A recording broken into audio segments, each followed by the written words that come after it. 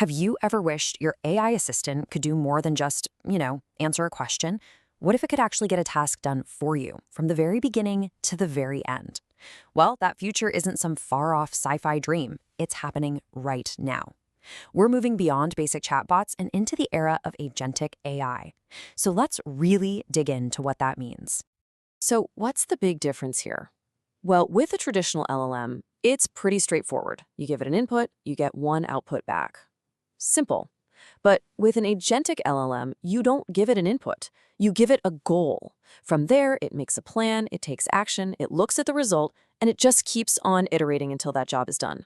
Honestly, it's the difference between using a calculator and hiring an accountant. Okay, so let's get right to the core of it. What are we actually talking about when we say an AI has agency? All it really means is giving a model the autonomy to act and achieve goals all by itself. And this isn't about some brand new, super intelligent AI being born overnight. Nope. It's about building a structured framework around an already powerful LLM.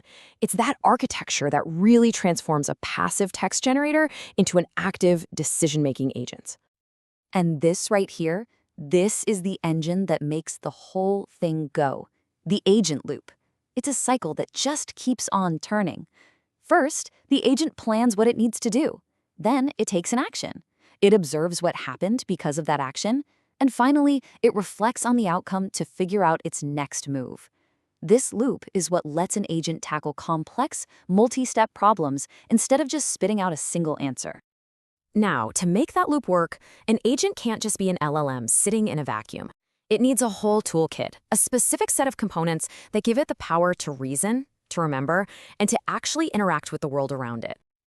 So let's pop the hood and look at those core parts. Right at the center, you've got the LLM itself. That's the brain. To keep track of everything, it uses memory modules. Think of it as its notebook. Then there's the planning engine, which acts as the strategist, charting the course. And finally, you have tool integration, which is its toolbox. And this gives it all sorts of new abilities. Let's zoom in on that notebook, the memory, for just a second. This is a perfect way to think about it. The short-term memory is like the outline you're focused on right now. But the long-term memory, that's the entire library you can pull from. And this is absolutely critical because without it, the agent would basically have the attention span of a goldfish. And it's pretty clear that agents need both. You've got the short-term memory, which is like an active workspace for what's happening this very moment, but you also need that long-term memory, that searchable archive it can dig into to recall old strategies or past successes. You absolutely need both to build context and, actually learn over time. Okay, now for that toolbox. An LLM is a genius with words, but ask it for today's stock price or to do some precise math? Not so much. That's where tools are a game changer. An agent can use a search tool to get up-to-the-minute info, query a database to get sales figures, or run a code interpreter for a complex calculation. This is how the agent actually reaches out and interacts with the digital world. All right, so we've covered the what. We know what an agent is made of. Now let's get into the how and see how these pieces get put together out in the real world. So at a high level, you've really got two main setups. First, there's the single agent system. Think of this as a solo operator, a lone wolf handling everything itself. But then you have multi-agent systems, and this is more like a team of specialists. You could have one agent that's amazing at research, another that's a genius at writing code, and a third that acts as the project manager, all working together to hit one big, complex goal. And these agents, they also operate on a kind of spectrum of intelligence. The simplest are reactive agents. They just see something and react to it, no memory, no planning. A step up from that, you have deliberative agents, and these are the most common type you see today.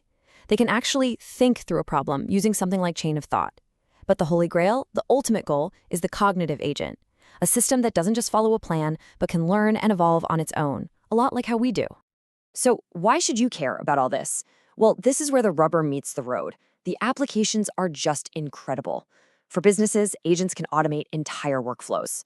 In science, they can run their own research projects, crunching data and coming up with hypotheses. And they're not just limited to text. With multimodal systems, they can understand images, audio, and video too. Of course, it's not all smooth sailing. The road ahead has its fair share of bumps.